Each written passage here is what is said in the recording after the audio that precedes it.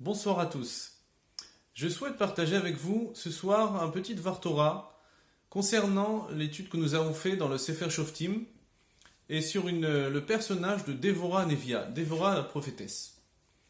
Donc nous avons étudié dans Perek Dalet, dans Sefer Shoftim, le quatrième chapitre, sur Dévorah, que Dévorah était une des 7 prophétesses qui ont prophétisé dans le peuple juif. Et Dévorah était une personnalité marquante, car elle avait non seulement cette qualité de prophétesse, mais aussi une qualité que l'on ne trouve dans aucune femme qui est citée dans ces prophétesses-là, qui est le fait de juger le peuple juif, elle avait un niveau de Torah, de connaissance de Torah et de possibilité de juger le peuple juif. Et c'est elle qui a dirigé le peuple juif pendant une certaine période. Donc elle avait ces 2 titres, 2 qualités spécifiques. Dévorah Nevia, il est écrit dans le pasuk Dévorah Nevia Eshet Lapidot. Dévorah Nevia était la femme de Lapidot. Donc première question se pose, c'est quoi Eshet Lapidot? Déjà, il faut savoir que son mari s'appelait Barak ben Avinoam, donc c'était pas Lapidot. Deuxièmement, le mot Lapidot veut dire une flamme, quelque chose, une torche, une flamme. Donc quel rapport avec ce mot-là? Quel est le sens de ce mot ici concernant le fait qu'elle est la femme de Lapidot? Le Midrash dans l'Écoute Shimoni ramène le Tana de Beliaou qui dit que, en fait, il faut savoir que le mari de Dévorah était un Amaretz, était une personne qui avait un niveau de Torah qui n'était pas du tout élevé en niveau de Torah, et qui était peut-être illettré, en tout cas, quelqu'un, si on peut dire, inculte, entre guillemets.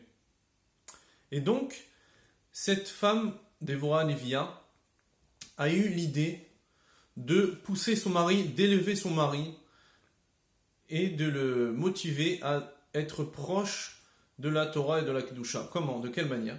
Elle lui a dit, écoute, tu vas aller au Beth Amikdash, au Mishkan à Shiloh, qui se trouvait à Shiloh, et tu vas ramener là-bas des mèches pour faire de la lumière, pour qu'ils utilisent tes mèches pour le Mishkan. Et à chaque fois, il ramenait ses mèches, et il côtoyait les Kohanim et tout ça, il côtoyait la Kedusha, et grâce à ça, il s'est élevé de plus en plus, et il a atteint, donc comme elle dit aussi, grâce à ça, il a été Zoché l'Echaya Olam Haba. Malgré que c'était quelqu'un de simple, qui n'était pas étudié, qui n'étudiait pas la Torah, qui était quelqu'un de très simple, mais grâce à sa femme, elle a réussi à lui faire acquérir cette Mahalala et d'arriver à ce degré de Kedusha. Donc, il faut savoir donc que quand on dit Eshet Lapidot, c'est que c'était la femme de Lapidot. C'était elle qui a fait en sorte que son mari devienne l'homme qui est, on va dire, Lapidot des mèches, l'homme des mèches. Et donc, quand on dit Eshet Lapidot aussi, c'est que malgré sa grandeur, sa sagesse, on n'a pas attribué, on n'a pas défini ce personnage de Dévorah par le fait qu'elle est prophétesse, par le fait c'était une femme qui était sage, mais plutôt, comme elle-même, elle se considérait Eshet Lapidot. Elle voulait quand même mettre son mari en avant. Peut-être c'est par souci de... Bien sûr, c'était par le fait qu'elle était humble, elle avait elle était anava, mais aussi c'était pour le fait qu'elle voulait mettre son mari en avant, le pousser, le motiver, le faire avancer. Donc cette notion-là, nous avons un passage qui dit Chochmat Nashim Banta Beita. La sagesse des femmes a fait construire des maisons. Et sur cette notion-là, sur cette personnalité, ce personnage de Dévorah Nevia, il a été dit ce pasouk-là. Or, il y a aussi un autre endroit où on cite aussi ce pasouk-là, dans Sanhedrin d'Afkouftet Amoudbet, concernant l'histoire de On Ben Pelet, qui faisait partie de l'assemblée qui se sont dressés et qui ont fait une dispute contre Moshe Rabbeinu concernant la Keuna Gdola, donc la prêtrise, le fait de prendre la prêtrise du Mishkan. Et donc eux, ils voulaient absolument être élus prêtre, grand prêtre, et il y a eu une grande partie d'une assemblée se sont rassemblés avec Korach. Donc, entre autres, On Ben Pelet. Et donc, ce On Ben Pelet là, sa femme lui a dit, écoute, toi, de toute manière, tu n'auras aucune place, tu ne seras pas Kohen Gadol, tu ne seras pas prêtre. Alors, à quoi bon te rentrer dans ces disputes et te disputer avec Moshe Rabbeinu? Qu'est-ce que tu vas gagner de faire telle chose? Et son mari lui a dit, écoute, tu as raison. Pourquoi je vais me rentrer dans cette dispute-là? Je ne sais pas quoi faire maintenant, je me suis déjà engagé d'une certaine manière. Je leur ai dit que j'allais participer à cette révolte contre Moshe Rabbeinu. Donc comment je peux me rétracter et faire marche arrière?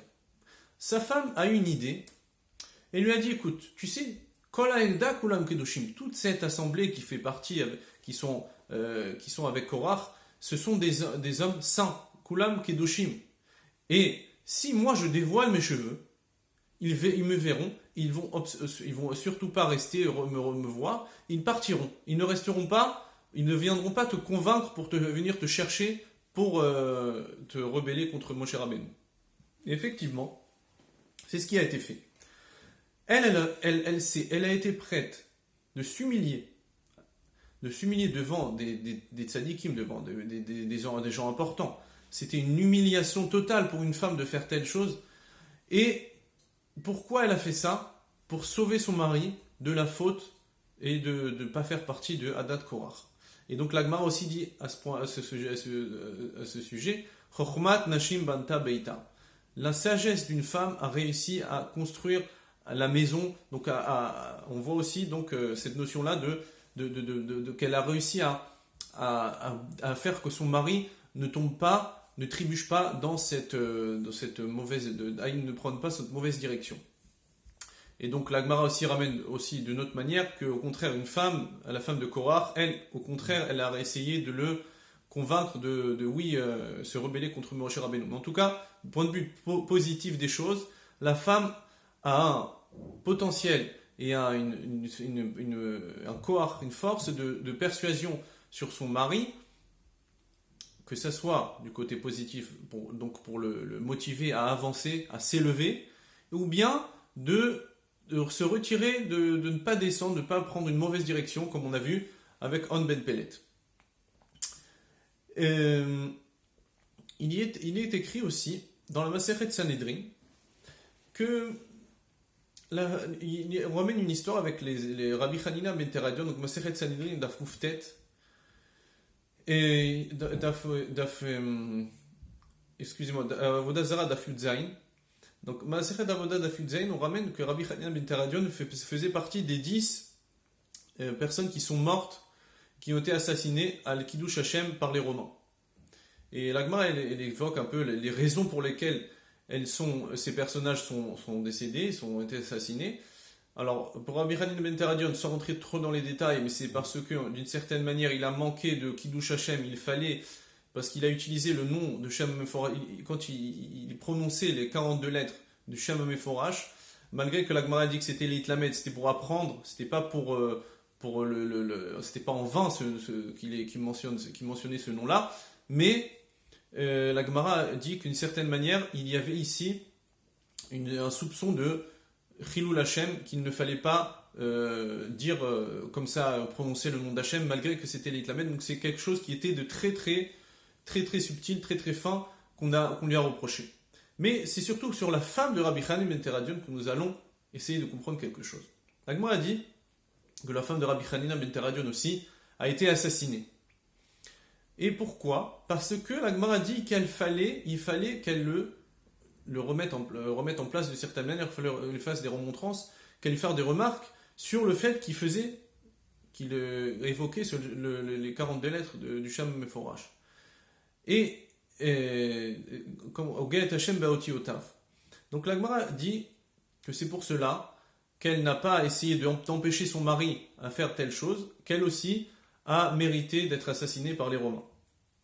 Rav Chaim Shmulevitz, dans Mahamar Memchet, pose la question, comment c'est possible qu'on accuse et qu'on ait une certaine... on en veut à la femme de Rabbi Hanina ben Teradion, qu'on l'accuse de manquer d'avoir fait une remarque, un tel grand tzaddik, est un grand chacham, quelqu'un qui connaissait, il savait ce qu'il devait faire. Comment une femme qui ne connaît pas autant de halachot, autant de connaissances, etc., peut, de certaine manière, se dire à son mari de faire telle et telle chose? C'était au contraire, on va dire, une femme, elle va accepter ce que son mari est en train de dire, est en train de faire concernant en tout cas la Torah. C'était pas une invention, c'était pas sur des petites choses banales, c'était sur quelque chose de Torah. C'était Kedelit Lamed aussi, il voulait apprendre comment on était au Tachem et au Tiotav. Alors, après Shmulevitz, je vous conseille de le voir dans les mots plus longuement, mais ici il ramène une notion très importante concernant la qualité qu'une femme a envers son mari et qu'elle peut vraiment avoir une force de persuasion et elle arrive à reconnaître tous les détails et tout le bien que son mari doit avoir, comme il est écrit dans le Sichot Moussar. D'ici nous apprenons un secret, quelque chose de spécial dans la création de l'homme, de la femme, qui a Isha Nivret Lihiot Ezer Kenegdo, car nous savons que l'homme, la femme, a été créé pour être un soutien, pour être une aide à son mari, les Baala. Et c'est sur elle aussi qu'il y a une responsabilité de savoir quelle direction son mari prend, une bonne direction, mauvaise direction.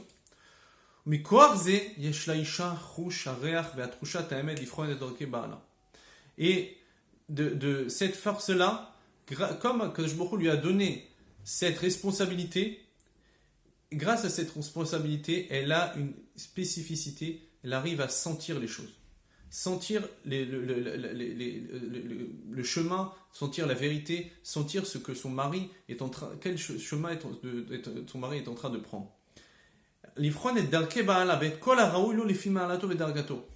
En fonction de son niveau, ses qualités, elle sait très bien s'il prend la bonne direction. Donc nous voyons ici que la femme, en réalité, pourquoi elle est Zer Kenegdo? Le fait qu'elle est Zer Kenegdo, le fait qu'Hachem lui a donné son responsabilité-là, elle a cette sensibilité de sentir les choses. Comme vous allez voir aussi plus longuement là-bas. En tout cas, voilà, regardez aussi Rad Moussar de Marmar en même chet, c'est très intéressant. Donc cette sensibilité-là, comme on dit aussi, Bina Yetera Nitna Beisha, la femme a une sagesse spécifique. C'est quoi cette sagesse-là? C'est qu'elle arrive aussi à faire en sorte que son mari puisse évoluer. Elle arrive à sentir si son mari prend une bonne direction. Et donc c'est cette responsabilité que bien sûr la femme doit sentir. Et plus on sent cette responsabilité, et plus on peut avoir la force de faire changer les choses et d'améliorer son mari. Et voilà. Mais j'aime que ce Dvar Torah soit l'Elim Nishmat Kamus Ben Eliyahu. Et Hatzlacha à tous. Bonne soirée.